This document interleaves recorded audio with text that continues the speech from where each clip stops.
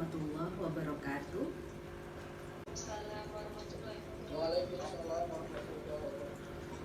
Suara Bu Aida jelas? Oke, baik. Selamat sore semuanya. Iya, baiklah. Senang sekali bertemu kembali dengan kelas B ya hari ini. Kelas B untuk kita kembali melanjutkan mata kuliah bimbingan konseling dalam pendidikan. Sehat semua? Sehat ya, alhamdulillah. Tema kita pada hari ini etika dalam konselingnya. Seperti biasa kita kembali mereview minggu lalu itu temanya teknik konseling. Ya, nanti setelah direview baru kita masuk ke lanjutan temanya yaitu etika konseling. Silakan siapa yang mau mereview pertemuan minggu lalu? Sebelumnya ada materi kita minggu yang lalu itu tentang teknik dalam bimbingan konseling menentukan tujuan hidupnya, di mana di situ ada yang sebagai yang membantu itu disebut dengan konselor dan teknik dalam konseling di sini harapan saya sudah cukup jelas ya. Sebagai seorang calon konselor perlu memperhatikan hal-hal apa yang boleh dilakukan dan hal-hal apa yang tidak boleh kita lakukan. Terima kasih Mbak Husna. Sekarang kita langsung saja ke kelompok 3 untuk mendengarkan presentasinya terkait etika dalam etika dalam konseling. berdoa menurut agama kita masing-masing. Berdoa dimulai. Berdoa selesai. Ya, silakan dilanjut Mbak Ikram. Terima kasih sudah memimpin doa pada sore hari ini. Yaitu mos dan dalam bentuk jamaknya mos, yang berarti ada kebiasaan atau cara hidup seseorang dengan melakukan perbuatan yang baik atau kesusilaan dan menghindari hal-hal tindakan yang buruk. Geladik dalam Baik, Mbak Ikram, terima kasih sudah menyampaikan presentasi kelompok 3 ya. Saya mau tanya, bagaimana menurut kelompok ketika mungkin orang tua menyadari perubahan sikap DH lalu menanyakan pada guru BK-nya gitu, ada apa yang terjadi dengan anak saya gitu kan. Nah, sejauh mana berkaitan dengan kode etik yang harus dijalani oleh seorang konselor di slide tadi ada 3. Nah, sejauh mana konselor harus memberi paparan atau informasi kepada orang tua tersebut, apalagi berkaitan dengan DH tadi kan sudah sampai melakukan hubungan terlarang. Apakah hal itu perlu disampaikan atau tidak? Kalau perlu kenapa, kalau tidak kenapa? Mungkin dari kita nggak bicara soal konselornya tadi yang melanggar kode etik ini, contohnya ada orang tuanya yang bertanya pada konselornya gitu Mbak Ikram ya. Baik Andini, terima kasih. Menambahkan apa yang sudah dijelaskan ya dari kelompok 3 tadi ya, terkait pertanyaan Pak Zul, urgensi menjaga kerahasiaan klien ya.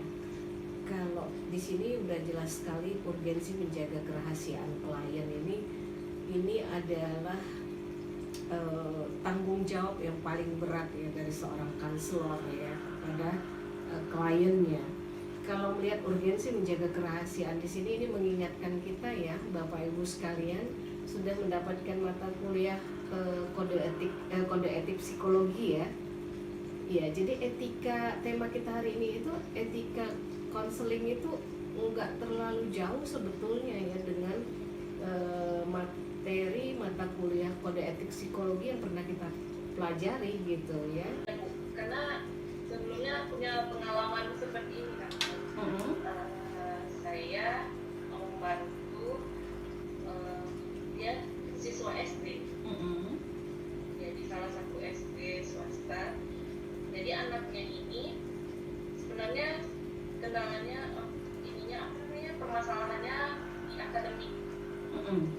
merasa tidak ada masalah, Iya. tapi Dengan akademiknya masalahnya apa? Dengan akademiknya kenapa bilang dia masalahnya di akademik? Ada apa dengan akademiknya? kata guru kelasnya, wali kelasnya di SD itu, siswa ini sering melamun, sehingga nilai dari mata pelajarannya itu rendah. Oke. Ya, kalau menurut siswanya dia biasa aja gitu, nggak rendah-rendah kali bu. Iya. Jadi dia merasa tidak ada masalah Baik. dengan akademiknya. Tapi menurut wali kelasnya, ini anak secara akademik rendah. Jadi memang raport yang memang harus dibangun. Tapi karena dia tetap kekeh nih, merasa tidak ada masalah, jadi kita bingung juga. Dia. Inilah tugas penting dari seorang BK ya, bimbingan konseling di sekolah gitu.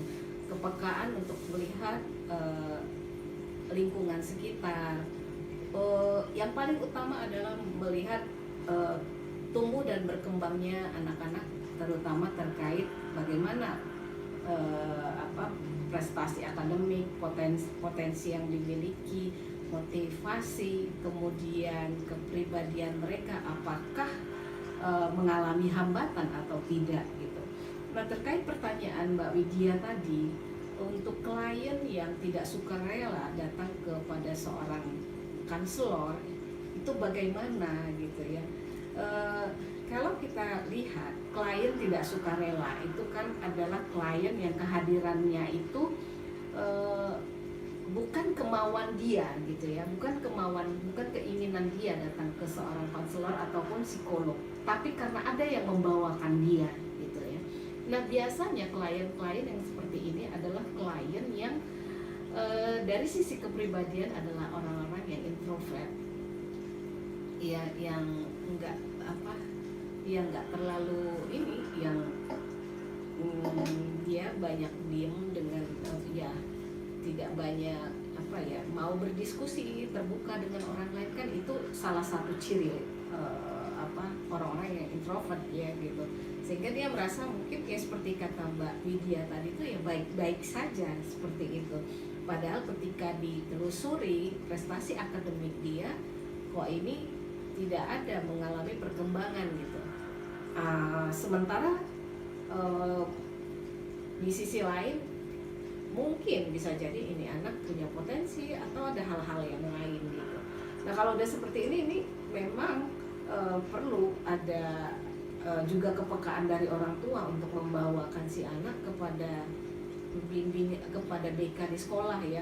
Ingat ya, kehadiran BK di sekolah ini boleh juga ya untuk menerima orang tua yang ingin berkonsultasi ya, apalagi itu kalau yang masih di preschool ya dan sekolah dasar gitu ya. Ini tugas seorang BK di sekolah bisa gitu untuk menerima kehadiran orang tua, kemudian berdiskusi ya, kemudian menanyakan ya misalnya bagaimana ini anak kalau lagi di rumah. Kalau di sekolah tentu guru yang paling banyak tahu gitu ya. Jadi perlu ada kerjasama antara orang tua, BK atau bimbingan konselor yang ada di sekolah, dan tentunya keterbukaan dari siswa itu sendiri gitu.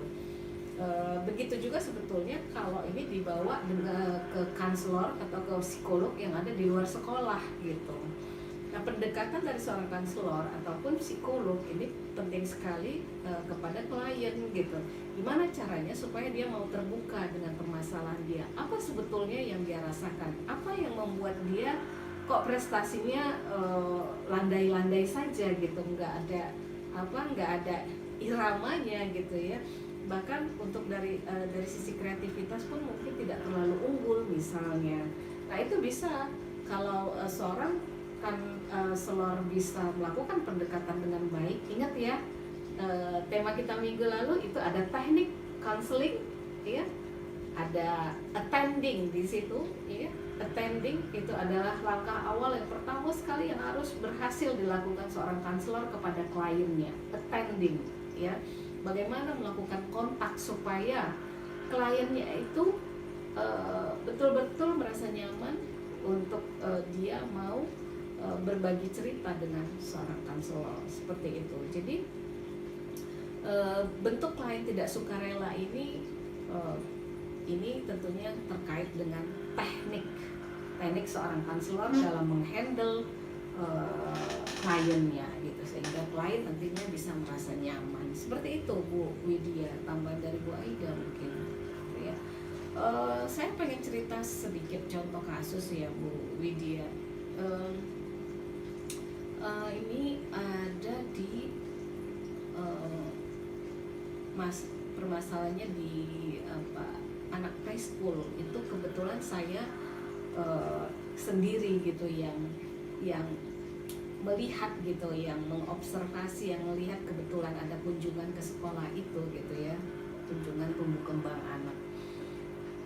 Ketika saya berada di sana, saya melihat ada satu siswa yang kok lain dari teman-teman yang lain gitu ya. Dia banyak diam, lebih senang di pojok-pojok gitu, nggak kepengen tampil gitu ya. Padahal di preschool itu kan biasanya anak-anak semuanya lepas gitu ya. Ketika dia ingin berjoget, ketika dia ingin bernyanyi gitu ya, dia pasti akan lakukan gitu ya, tanpa rasa malu-malu gitu. Tapi ini sulit sekali, gurunya berbagai cara ya ingin membujuk gitu ya. Nah dari sisi jadi keberanian, rasa percaya diri ini kan poin penting yang harus dimiliki anak ketika dia dimasukkan ke preschool seperti itu. Ini ada apa kok anak ini pasif gitu ya. Nah di satu sisi ini orang tua justru tidak peka dengan kondisi anak ya. Guru nggak bisa menemukan ada apa gitu ya, nggak bisa menemukan permasalahan apa sebetulnya yang terjadi dengan anak ini gitu. Nah saya melakukan observasi 1-2 hari ya, 3 hari. Saya perhatikan ini anak beda dalam sisi penampilan dibanding teman-teman yang lain ya. Jadi setiap kali mulai dari awal ya, dari anak-anak datang ke sekolah, di welcome sama guru-gurunya gitu ya, anak ini mulai dari berpakaiannya, perilakunya, semuanya beda gitu dengan anak-anak lain gitu. Ya ada apa gitu ya. Jadi akhirnya dengan anak yang preschool seperti ini kan perlu kita yang peka gitu ya kan.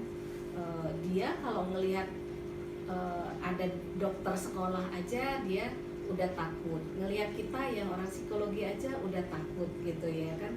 Makanya kalau anak-anak di preschool ini kita harus hati-hati juga gitu. Kalau dokter mungkin Bu Widya di sekolah ya.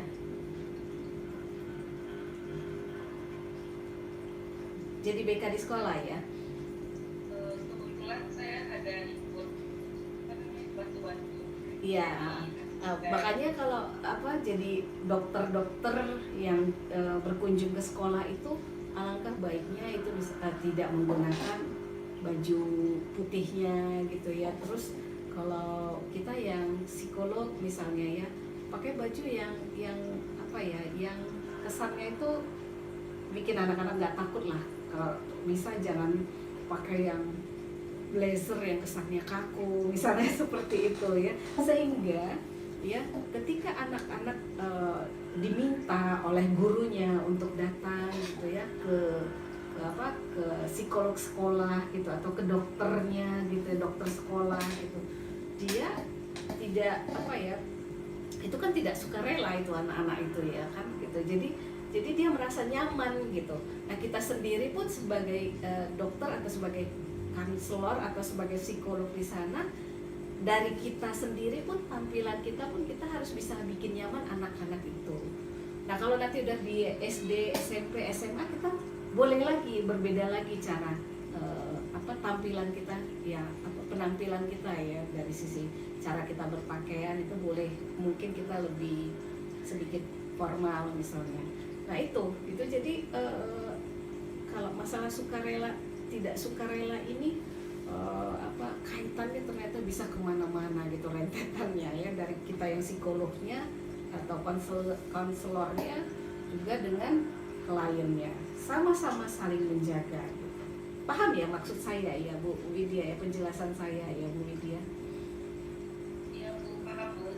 Jadi kalau sekali lagi kalau ke anak yang preschool gitu ya, umumnya mereka pasti tidak sukarela karena nggak paham apa itu psikolog, apa itu konselor gitu ya. Jadi mereka itu kalau datang pasti karena ada yang membawa seperti itu ya. Tapi kalau udah dewasa ya ada yang pasti karena kesadaran sendiri sudah tahu gitu ya, dia harus kemana ketika dia punya masalah, dia berani datangin profesi-profesi yang dia yakin betul bisa membantu masalah dia gitu ya. Tapi ada juga loh orang dewasa yang dia nggak berani gitu ya, nggak berani datang atau nggak mau datang ke konselor, harus ada yang menemani misalnya, atau harus ada yang membawa gitu ya, seperti itu. Mudah-mudahan bisa dipahami lebih baik ya Bu Widya apa yang sudah saya tambahkan barusan ya. Nanti kalau masih ada yang kurang boleh ditanyakan kembali. Terima kasih Bu. Iya, sama-sama. Iya, kelompok 3 gimana?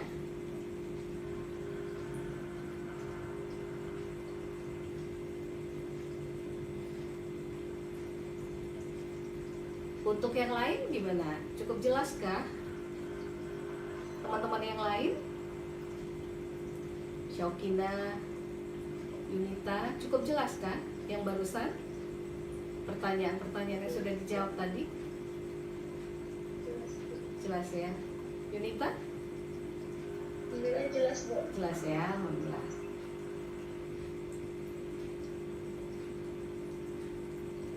Kita coba menjawab yang berikutnya, Pak Budi.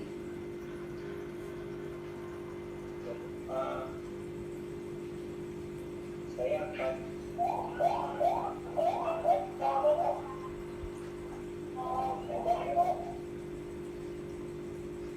jawab pertanyaan Pak Hafiz. Jadi gimana sih kalau kira-kira di dalam proses masuk itu dalam ruangannya itu ada CCTV, boleh ada tidak? Kalau merujuk bagian tadi sudah dijelaskan sama Ibu Aida, Bang, intinya pada proses masuk itu ada kesepakatan antara si konselor sama si termasuk dengan ruangan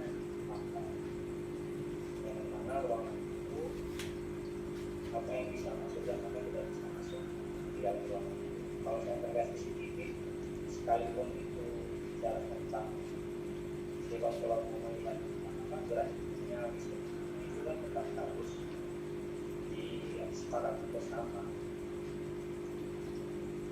Jadi kalau ditanya boleh atau tidak, itu kembali di antara si konselor termasuk dengan tape recorder itu juga boleh direkam atau tidak. Intinya si konselor harus jelaskan tujuannya apa. Masih merekam kan? Harus ada tape recorder. Matiin aja. Pak yang berita pada kami sehingga masyarakat bisa membuat cara berpikiran bagi Allah yang berbeda dan juga berbagai dalam pertanyaan-pertanyaan.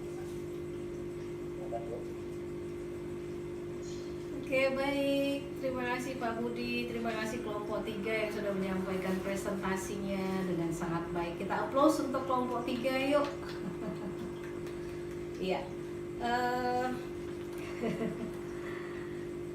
Oke, mudah-mudahan yang memberikan pertanyaan sudah cukup puas dengan diskusi malam hari ini ya. Ada jawaban-jawaban yang saya rasa saya yakin bisa menambah kembali yang wawasan kita terkait mata kuliah bimbingan konseling dalam pendidikan.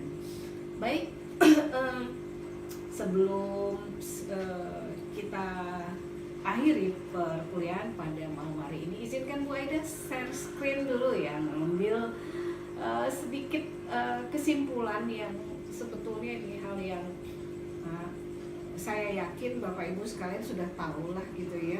Tapi saya ingin merefresh kembali karena ini adalah satu tema yang besar, kita dari pertemuan kita 2 minggu ini dengan judul mengurai teknik dan etika dalam konseling, maka saya ingin kembali ngambil poin-poin penting dari teknik konseling dan etika konseling dari pertemuan kita 2 minggu ini. Sebentar, saya share screen dulu ya. Saya udah pernah sampaikan ini belum ya? Mudah-mudahan belum ya. Ini udah pernah? Belum ya? Baik. Bu Aida akan mulai ngambil ini poin-poin penting dari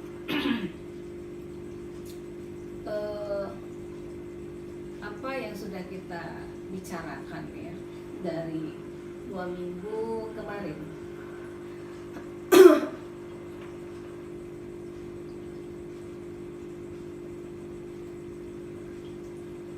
Baik, ini adalah PPT ini gabungan dari teknik konseling dan etika dalam berkonseling ya. Hanya untuk mereview saja nih sebetulnya. Saya mulai dari awal. Konselor pendidikan ya, mata kuliah kita adalah bimbingan konseling dalam pendidikan.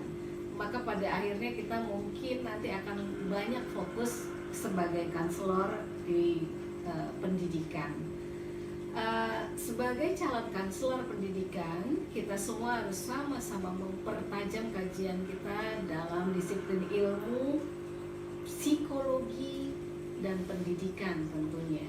Ya, 2 poin ini harus kita rekam baik-baik, harus kita miliki dengan baik juga ya, supaya kita bisa menguasai menjalani pekerjaan kita, profesi kita nantinya.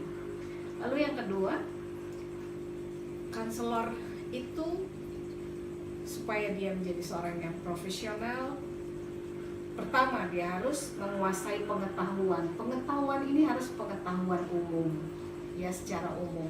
Seperti tadi ya, contoh-contoh kasus. Kita harus siap kedatangan klien yang akan membawa bermacam-macam kasus yang mungkin kita, aduh kok saya belum pernah handle ini ya gitu.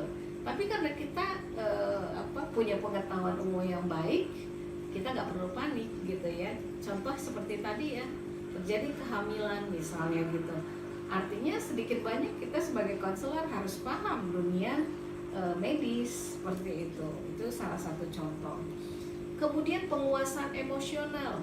Sebelum nanti kita terjun di lapangan ya, menerima tamu-tamu kita ya, kita harus bisa dulu belajar mengontrol diri kita ya.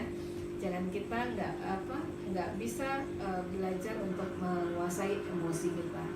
Sekali lagi, untuk menjadi seorang konselor, kunci utamanya adalah punya penguasaan emosional diri yang baik. Gak boleh ikutan marah, gak boleh ikutan baper dengan masalah klien kita ya. Gimana caranya supaya kita bisa tetap menjadi center dari klien kita, sehingga dia betul-betul bisa mempercayakan permasalahannya kepada kita.